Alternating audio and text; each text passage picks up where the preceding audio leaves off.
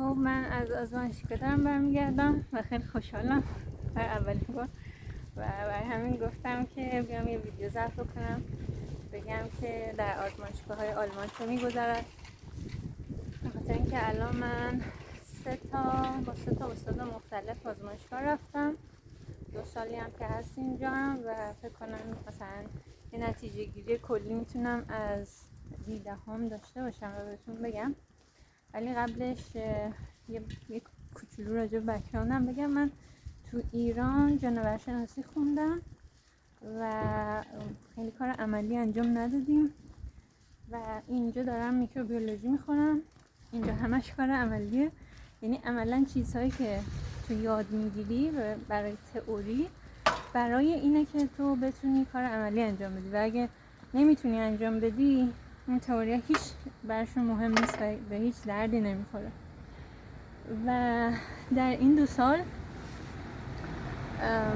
با 2 نفر مختلف که من آزمایشگاه رفتم خیلی بد گذشت به خاطر اینکه خب من حتی ساده‌ترین کارها رو بلد نبودم. برای مثال یه ابزاری هست اسمش پیپت، مثلا دیدین تو فیلم ها میخوان بگن طرف دانشمنده داره یه مایع ای رو از یه تیوبی میکشه میریزه توی یه جای دیگه، به اون ابزاره میگن پیپت.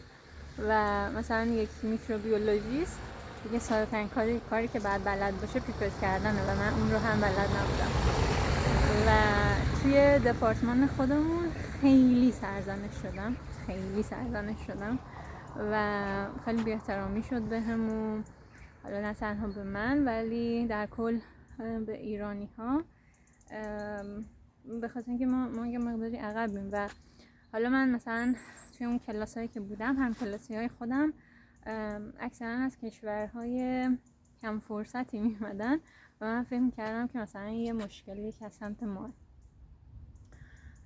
ولی الان این کلاسی که رفتم آدم ها از فنلاند، ایتالیا، آمریکا توی کلاس بودن و پیپت کردن بلد نبودن یا چیزایی مثلا پی سی آر قبلا انجام نداده بودن، یه سری تکنیک برای مثلا دی ان ای. و من الان که اونا رو دیدم و رفتار این استاد رو که دیدم، چون اینا توی دپارتمان ما نیستن، اینا مال نوروساینسن، علوم اعصاب، و استادشون خیلی رفتار طبیعی داشت. مثلا یه طوری رفتار میکرد که یعنی هیچ اشکال نداره اگه بلد نیستی اومدی اینجا یاد بگیری و به هر کسی یک ست مختلف داد، همه فرصت میکردن همه کار انجام بدن، تشویق میکرد به سوال پرسیدن و اینا. اون 2 تا استاد قبلی هم آلمانی بودن، ایشون هم آلمانیه، اونا سنشون بالا بود ایشون هم سنش بالاه و فکر میکنم که مثلا یک یعنی تفاوت بخوام پیدا بکنم صرفا تفاوت خود شخصه انگار که آدم با درک و فهم‌تری هر دلیل.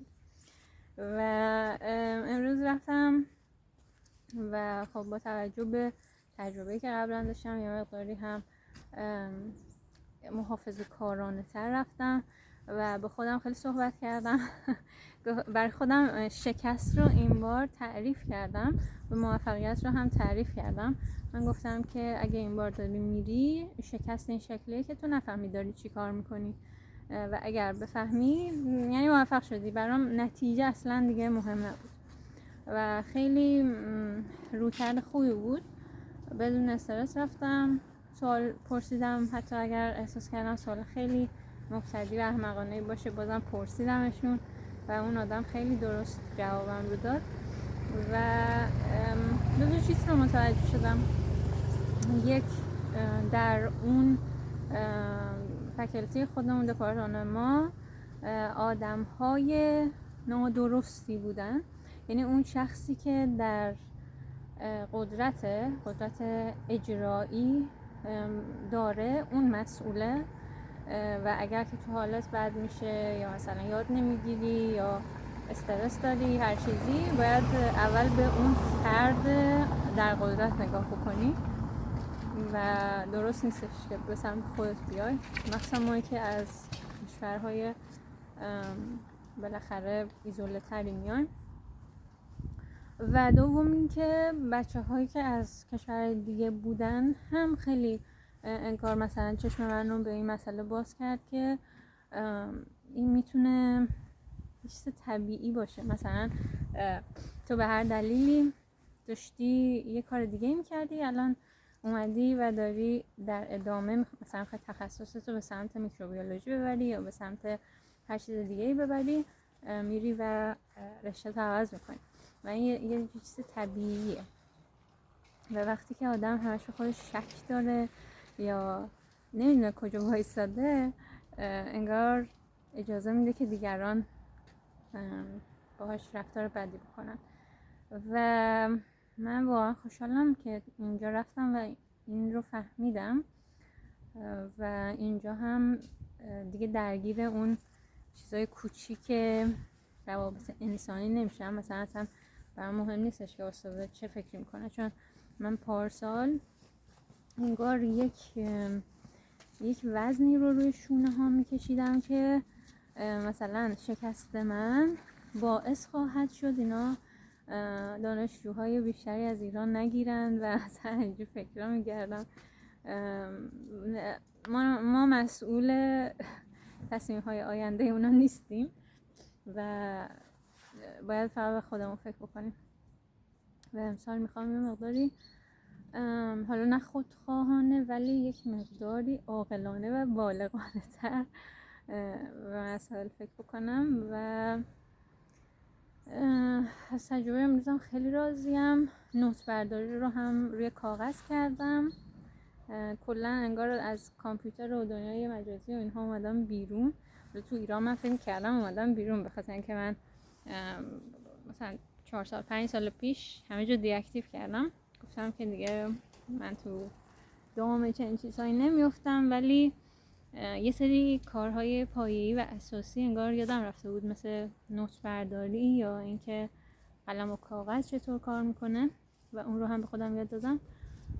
اون استاد که حرف میزنه من به فارسی چیزهایی که میفهمم رو مینویسم، نوت برداری میکنم و عکس نمیگیرم از هیچی، صداشو ضبط نمیکنم، همه چیز رو همون لحظه سعی میکنم باهاش ارتباط برقرار بکنم، درک بکنم، سوالامو بپرسم و پیش برم. و خیلی خیلی روش بهتریه. و اینکه در انتهای 2 هفته هم یک ارزیابی میکنم که ببینم مثلا این تغییراتی که دادم چقدر تونسته به من کمک بکنه، یا مثلا برای آزمایشگاه بعدی، برای آزمایش بعدی مثلا چطور میتونم این روش رو بهتر بکنم.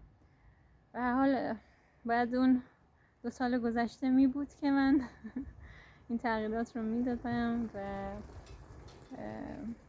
الان اینجا وای میسادم و با شما حرف میزدم و خوشحال میبودم. اون قبلی ها رو میپذیرم، ولی مطمئناً بعدا میرم و به اون دپارتمان میگم که رفتارشون چقدر بد بوده و چقدر تأثیرات بدی روی یه کسی مثل من که از چنین کشور میاد گذاشته. حتما اینو بهشون میگم. مواظب خودتون باشین. خداحافظ.